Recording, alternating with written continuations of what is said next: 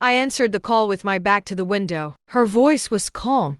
Too calm. Like she was reading from a card she'd rehearsed alone. I'm not sure this marriage is right anymore. I watched my reflection in the glass, my face steady, my eyes already distant. The city lights behind me blurred into something unreal. I waited for the tremor, the instinct to argue, to save, to beg. None came. I nodded, even though she couldn't see it. We're on the same page, I said. Silence followed. A sharp inhale on her end. Not relief, confusion. I hung up before she could find the right follow-up line. That night, I slept deeply. Not because I wasn't hurt, but because something in me had already accepted the math. Words spoken carefully are decisions. You don't get to soften them later. 2 weeks later, the papers were filed. 3 months later, therapy rebranded it as a moment. By then, the consequences were already real. I didn't confront her that night. I didn't ask questions, but I noticed things. The way her doubt arrived fully formed, like a conclusion she'd reached long before inviting me into it. The language not right anymore was borrowed,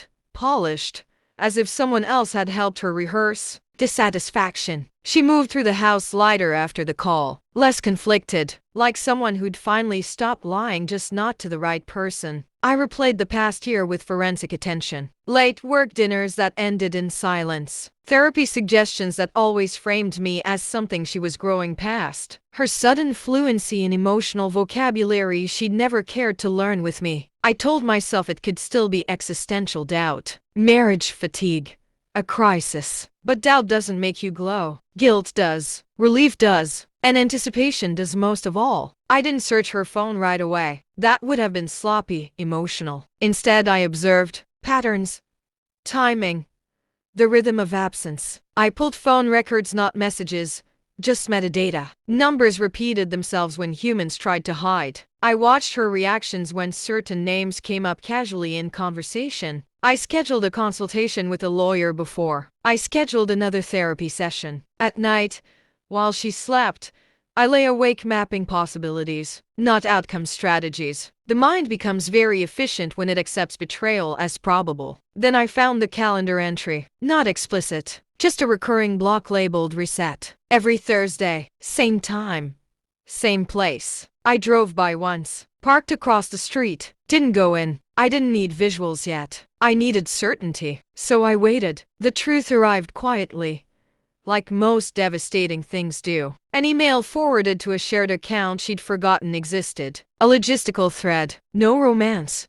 No poetry. Just scheduling friction between two people managing something ongoing. His name was there, repeated. Familiar. A colleague. Married. Convenient. I printed the emails neatly, stapled them, placed them in a folder like financial documents. When I handed it to her, I didn't accuse. I asked one question. How long were you planning to let me think this was about us? Her face collapsed in stages. First confusion, then fear, then the reflexive urge to explain. She cried, apologized, reached for words like confused and lost and moment. Therapy language, sanitized betrayal. I listened patiently. When she finished, I said, I believed you. That hurt her more than anger would have. The revenge wasn't loud. It didn't need to be. I'd already informed his wife with evidence, timed precisely to coincide with a conference he couldn't miss. I'd already redirected joint finances weeks before she noticed. I'd already accepted a job offer in another city under the guise of space. I told her this slowly, methodically, not to hurt her, to educate her. She realized piece by piece that the story she'd planned, hesitation, reconciliation, growth, had no audience left. Her moment had triggered a permanent response. She begged then, not for love, for reversal. I stood up, took the folder, slid it back into my bag. This is what happens when you speak carefully, I said. I listened. I live alone now. The apartment is quiet. Deliberately so. Sometimes I think about how close she came to rewriting the narrative, how easily she might have framed herself as confused instead of accountable. But stories don't belong to the person who tells them last. They belong to the one who acts first. I didn't win anything sentimental. I didn't heal her. I didn't need to. I walked away with something cleaner, clarity, and the certainty that when she called it a moment, I treated it as a decision and built my future accordingly.